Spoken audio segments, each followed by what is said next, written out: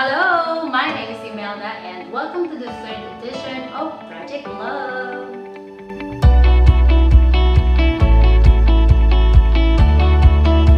In this video, we'll learn about the Philippines transportation and some useful vocabulary related to it. Transportation in the Philippines varies from cities and provinces. For example, when you go to Manila, you will see different kinds of public transportation.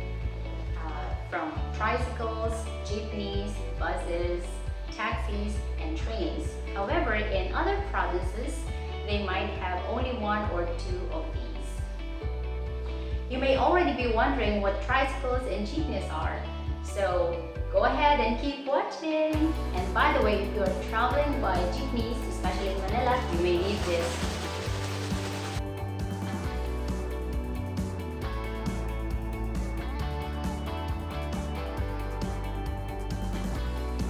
First, let's talk about the jeepney, which I think is the most common form of transportation in the Philippines and also the cheapest. They come in different designs and colors. It will cost you just about 10 to 15 pesos for a 10-kilometer trip. If you're wondering how you will pay for the ride, just pass your fare to the next person sitting beside you, and they will pass it on to the next person until it reaches the driver. Remember, you just have to say, "Bayad po." Bayad means payment, and saying, "Bayad po" is the equivalent of saying, "Here's my payment." Bayad po. Bayad po.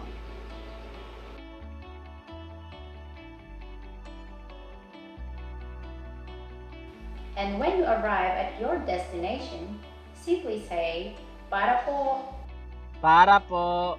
loud enough for the driver to hear you.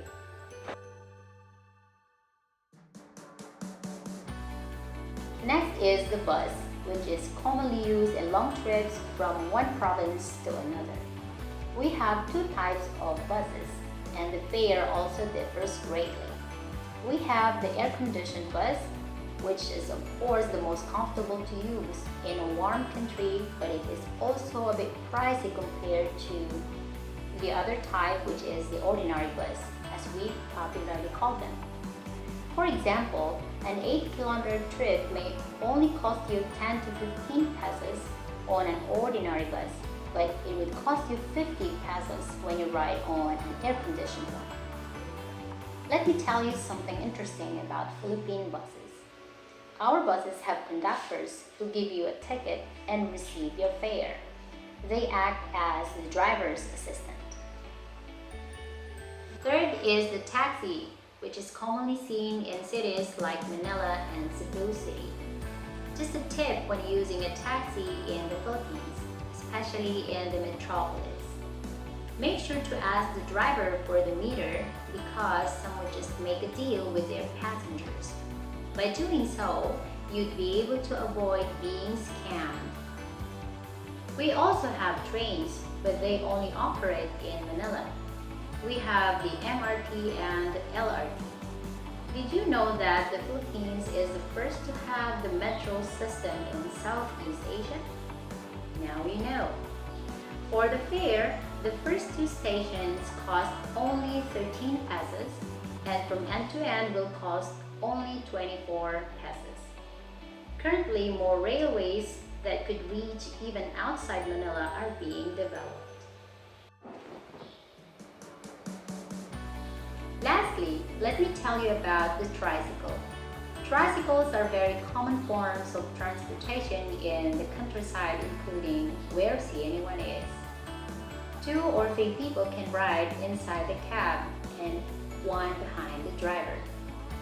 However, it would be a bit uncomfortable for tall people as the cab is low.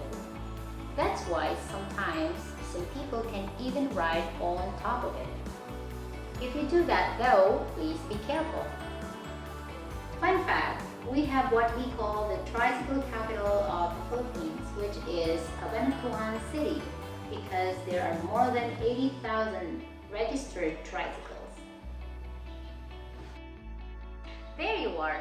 These are the most common modes of transportation in the Philippines. Which is your favorite? Which one would you like to try? Tell us about it. Thank you very much for joining me today. See you next time.